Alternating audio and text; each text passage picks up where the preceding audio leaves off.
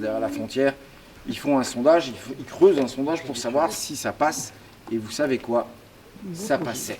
Et voilà le début de l'histoire du charbon. Mais on est là au tout début du 19e siècle, 1807.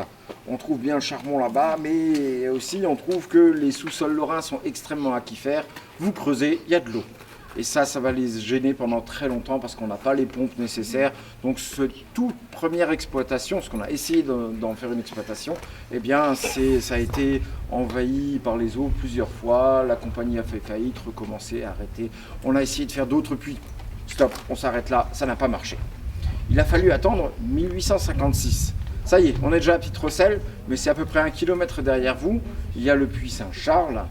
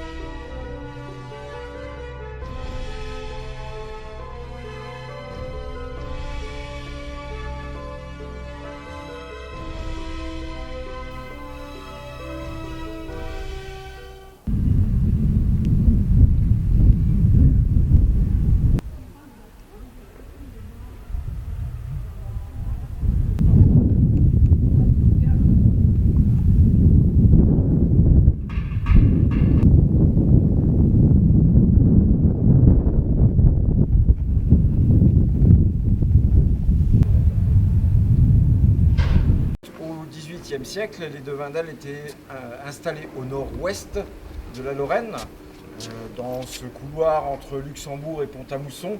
Plus précisément, ils avaient un joli petit château à Hayange. Bon, ça c'est sympa pour eux, mais autour ils avaient quelques mines de fer et quelques hauts fourneaux.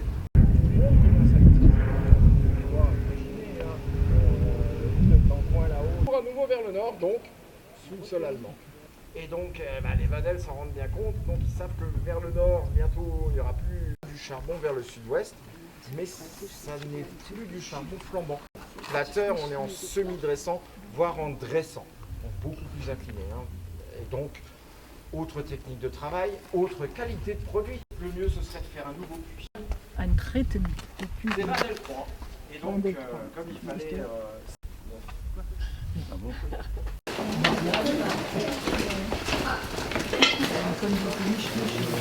Ça représente les différents puits. En l'occurrence, ces deux-là, c'est Wendel 1 et 2, sous les deux chevalements à gauche à l'extérieur. Wendel 1 et 2 descendaient jusqu'à 750 mètres de profondeur. Wendel 3, le plus gros chevalement, correspond à celui-là. Et Wendel 3 descendait même jusqu'à 850 mètres de profondeur. On fait ça à l'explosif et on arrive à avancer d'une dizaine de mètres par jour en direction des veines de charbon.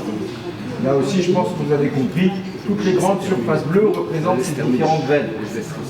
Eh bien, c'est le premier chantier, c'est le creusement au rocher du puits jusqu'à la veine. Le deuxième chantier qu'on croisera, ce sera encore du creusement de galerie, mais cette fois-ci, cette galerie orange. Sinon, vous pouvez descendre aux échelles. Ouais. 850 mètres. Une trentaine de personnes sur cette plateforme. Sachez qu'une cage de mine, ça a forcément entre 3 et 5 plateformes.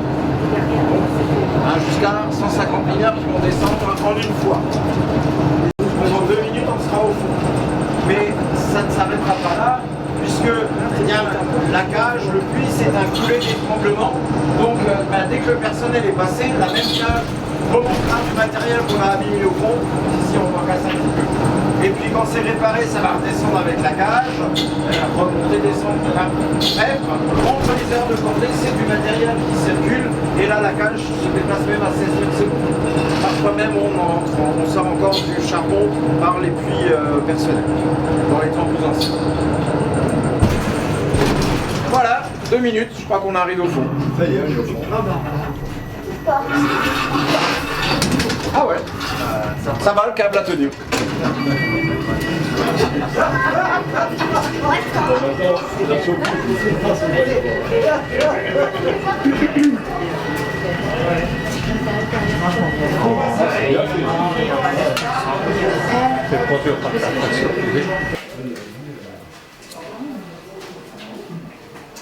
Allez, ça va prendre à peu près 2 heures. Et puis ensuite arrive, voilà, le bout de feu avec tout un chapelet d'explosifs là, qui va pousser au fond de chaque trou. On va mettre une bourre derrière et toutes les lignes de tir seront reliées à ce câble jaune qui est sur la paroi et qui part en arrière de 220 mètres si on est en ligne droite. C'est aussi la distance où on reculera les hommes et le matériel. Plus précisément, les mineurs sont à l'abri dans une berline, dans une cellule de tir, à l'abri du souffle et à l'abri des projections. Un peu plus ancien. 20 minutes, une demi-heure après, tout le monde revient et à l'aide des chargeuses qui sont derrière vous, qu'on verra en passant, eh bien on va déblayer cette roche éboulée sur 3 mètres de profondeur et on aura 3 mètres de galerie toute neuve. Il n'y a presque jamais besoin d'y retoucher. Les plans de tir sont assez précis et ça se passe très très bien. On a fourré, partout vous avez un ancrage là, entre 2,50 m, donc la roche est vraiment très très compacte, jusqu'à 5,50 m. Chaque ancrage tient 20 tonnes. 20 tonnes, 20 tonnes, 20 tonnes, 20 tonnes. En fait, on a extrêmement endurci la surface de la galerie et les centaines de tonnes de terrain là, qui rêvent que d'une chose, de nous écraser, eh bien cette pression, elle est répartie sur les appuis latéraux. On est tranquille pour des années et des années. Tiens, si on pouvait réellement encore descendre aujourd'hui dans la mine, ces galeries, on les trouverait certes pleines d'eau, mais intègres. Ça a été fait, c'est les infrastructures principales, les grandes lignes, c'est fait pour durer toute la vie de la mine. Et donc quand on a fermé, on a coupé les pompes, ça s'est rempli, mais en principe, les travers-bancs, les galeries comme ça sont restés entiers. Le charbon, c'est le plus friable et le plus cassant, donc on peut attaquer directement avec une machine. Sur les deux têtes, celle-ci et celle qui est à l'opposé, vous avez 96 pics comme celui qui est là. Ça ne va pas résister longtemps.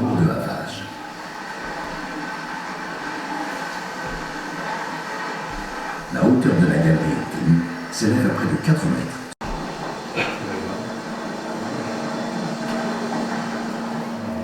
Maintenant, ce côté friable et cassant, il a ses inconvénients. L'équipe propose des cintres de soutènement.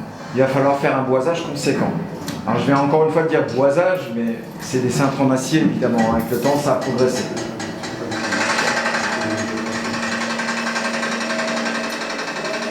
Mais bon, revenons aux avantages. Friable et cassant, c'est un grand avantage.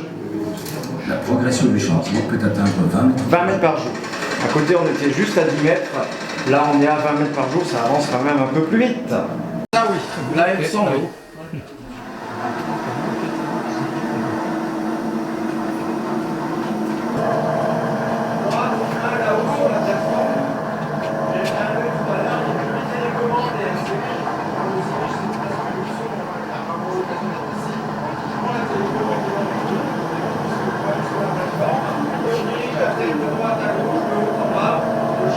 Ça va très bien marcher. Sur la longueur de la machine et même la partie en rouge là, on appelle ça le ripable. Et le ripable, si vous le suivez des yeux, pendant 80 mètres, il va au-dessus d'une bande transporteuse. parce que la mauvaise question elle est posée. Et combien de tonnes ils sont passés? Et là, ils sont complètement. Oui, ça aussi. Mais en fait, le chef il va lui répondre 7. Le poste de nuit ils en ont fait 8. 9, au moins 9, voire 10. J'ai des collègues ici qui ont posé jusqu'à 13 cintres par poste. Alors c'est pas anodin parce que pour poser 13 cintres dans un poste, il faut, au lieu d'ouvrir 1 mètre, de se protéger, ben on ouvre 4-5 mètres, on posera les cintres après, on mesure par tout ce qu'on a dit, voilà, c'est là que ça appelle les soucis. Oui.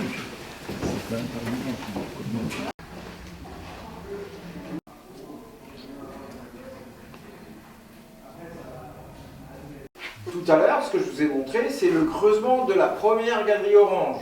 Et puis on en a fait une deuxième, qui dit voie de base, dit 200 mètres derrière le charbon, là-bas, une parallèle qu'on appelle la voie de tête. Juste là, on va rentrer en taille et on verra cette fameuse haveuse.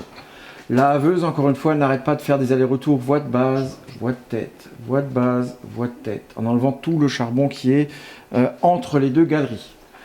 Quand la haveuse se déplace, au droit de la tête amont ou de la tête aval, le charbon tombe, puisque sous la machine, il y a un convoyeur blindé.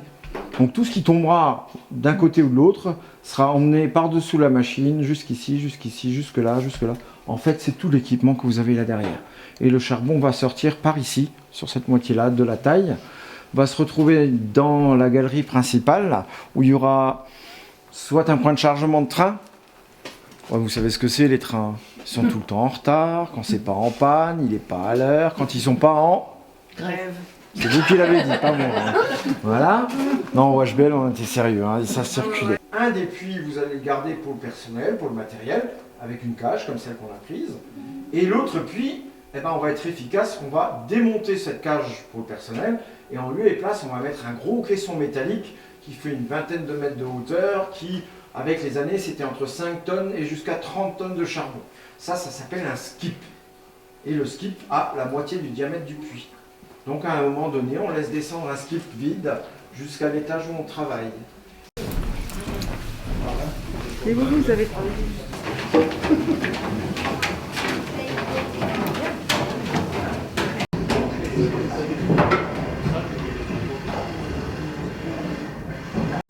Et au bout de la minute, toute la taille est censée le savoir. On lâche l'exploseur. Si j'ai foré sur 2,40, sur 2,40 tout va s'effondrer. Et c'est le seul moment de la journée où c'est très sympa de travailler dans la pente. Parce que la pente fait le travail. Ça dégringole. Et si vous regardez derrière vous au sol, vous avez un convoyeur blindé qui tourne toute la journée. Tout ce qui va tomber là-dedans va automatiquement partir vers la cheminée d'extraction. Et donc ici au sol, c'est qu'à 1,40, hein, c'est comme que les restes d'une explosion, donc sur 2,40 m de large et 5 m de hauteur. Entre le bois et la zone ici, on reporte ça sur le bois qui est là. On prépare un chapeau.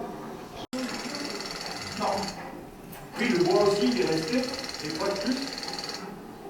C'est ça.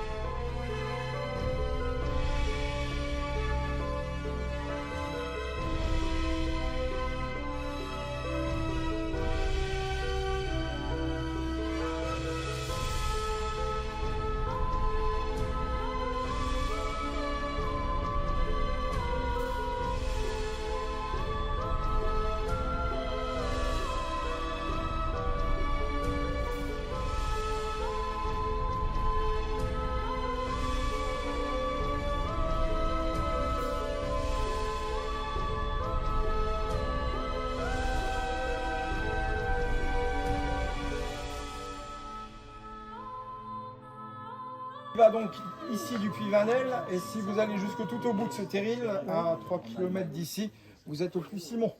Ah d'accord. À savoir qu'ici c'est une belle colline. Hein. Oui. Il y a 150 ans, c'était la vallée d'Augsbrunn avec un petit ruisseau au fond. Ah d'accord. À l'endroit le plus haut, il y en a plus de 70 mètres. Ah oui, quand même. 3 km de long et ça prend jusqu'à 1 km de largeur. Hein. C'est un triangle comme ça. Vous avez quoi? Ciel aussi, le train montait juste là-haut. Ah d'accord. Tout au bout, il prenait un tiroir et remontait là-haut.